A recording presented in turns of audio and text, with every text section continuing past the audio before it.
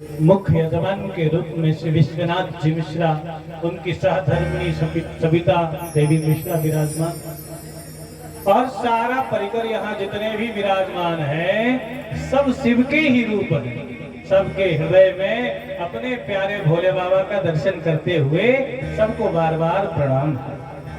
सिया राम मैं सब जग जानी, करो प्रणाम जोरी जोरी पानी। आप सब लोग इतनी देर से हमारे गुरु स्वरूप परम आदरणीय पूज्य महाराज श्री के प्रवचन कथा के माध्यम से सुन रहे थे। शिव महापुराण महाराज श्री ने बतलाया, शम कल्याणम करोति इति शंकर, जो सबका समान रूप से कल्याण कर दे रहे वे कौन है? वे शंकर। शिव समान दाता नहीं, विपत विडावन, लज्जा मोदी राखी हो नदी के आशवा।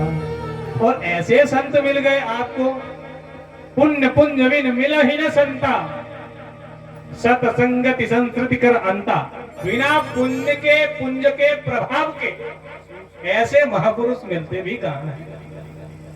महाराजा श्री बाबा तुलसीदास जी कहते हैं, एक बहुत गोपनीय बात बतलाना चाहता हूँ, बहुत गुप्त बात बतलाना चाहता हूँ। और एक गुप्त मत सब ही कहूँ कर जोरी, शंकर भजन बिना नर भगति न पावही मोरी। भगवान श्री राम जी की, भगवान कन्हैया जी की, भगवान नारायण की भक्ति भी यदि आप चाहते हो, वो भी बिना शिव की इच्छा के तो आपको नहीं मिल सकती। इसलिए ध्यान इतनी सी बात का देना है, नियम बना लो भगवान की कथा सुनने का। नियम जिसका पक्का होता है उसे परमात्मा जरूर मिलते हैं। क्या कारण है कि यहाँ तक कि मधुमक्खी का जूठा शहद पंचामृत में भोग लगता है। मधुमक्खी का जूठा भगवान पा रहे हैं और अपने हाथ यदि जूठे थाली में लग जाए तो भगवान भोग नहीं लेते। बताइए लेते हैं? नहीं लेते। क्यों? अरे भाई, मधुमक्खी ने कौन सी तपस्या करी थी जो भगवान ने उसका जूठा मोह का उगला शहद पा लिया? विचार कीजिए। केवल मधुमक्खी का नियम पक्का था। क्या नियम?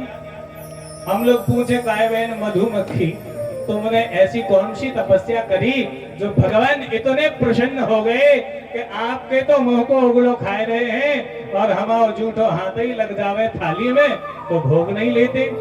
तो वो कहेगी, मेरी जिंदगी का एक नियम था, मेरी जिंदगी का एक नियम था। क्या? बैठूंगी तो फूल पर, बैठूंगी तो फूल पर, नहीं तो अपने घर में। मैं गंदगी में नहीं भटकती।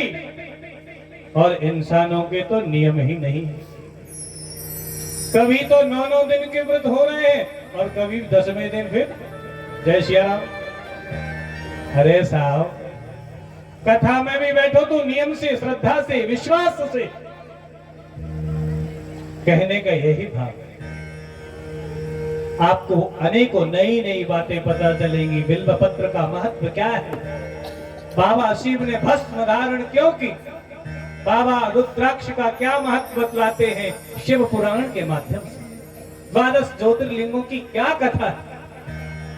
बस अपने आप को रद्दी नहीं बनाना है, रद्दी नहीं बनाना है।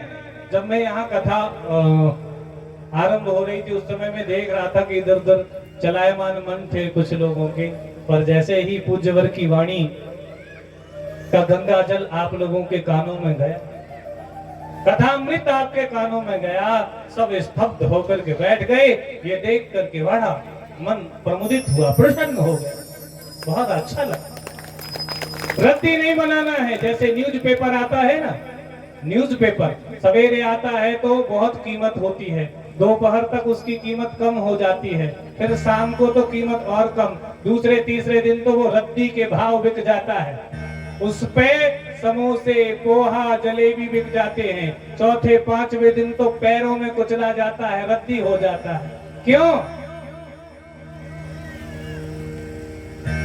और वहीं शिव पुराण, वहीं हनुमान चालीसा, वहीं राम कथा लोग इसे सिर पर रखते हैं।